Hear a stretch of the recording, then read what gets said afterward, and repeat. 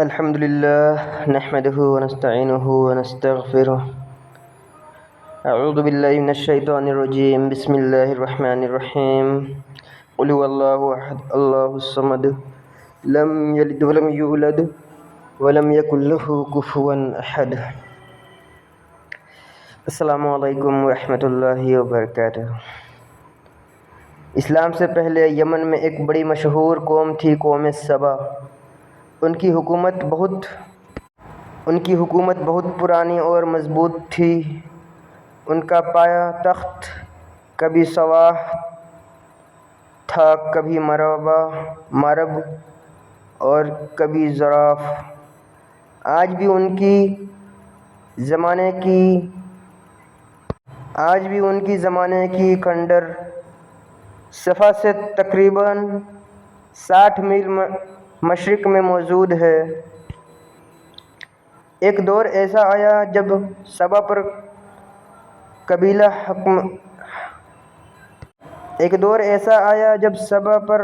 قبیلہ حمیر نے قبضہ کر لیا.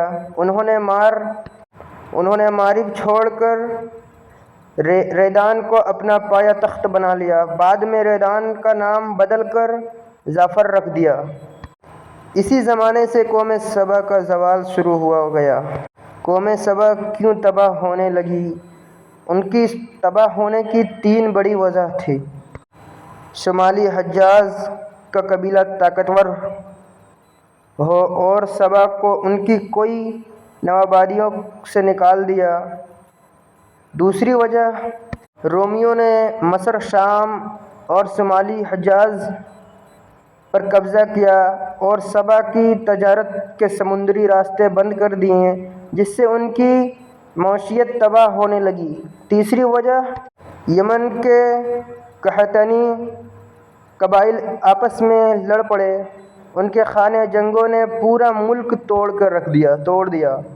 یہ سب کے نتیجے میں بہت سے قبیلے اپنے گھر بار چھوڑ کر ادھر ادھر بھاگ گئے.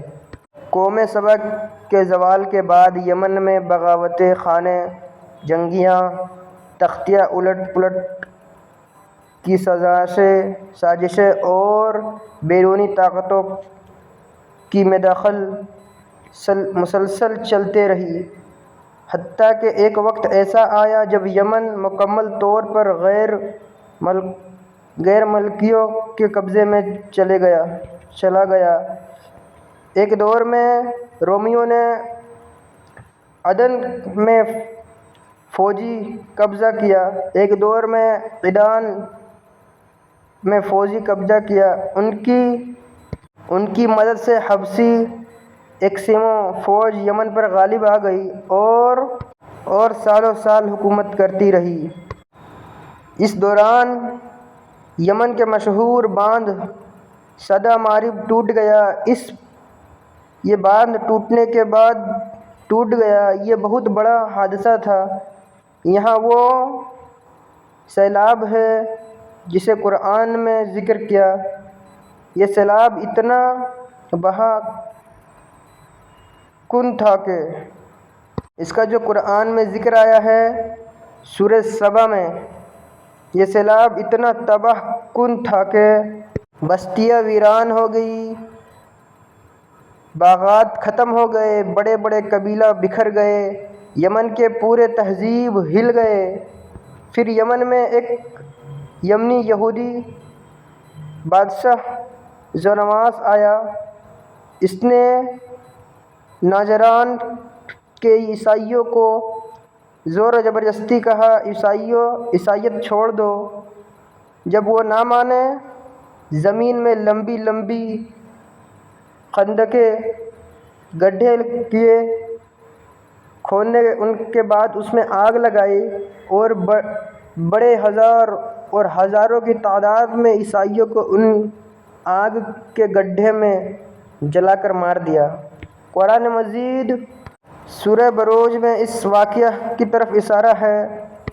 خندق والوں کا واقعہ.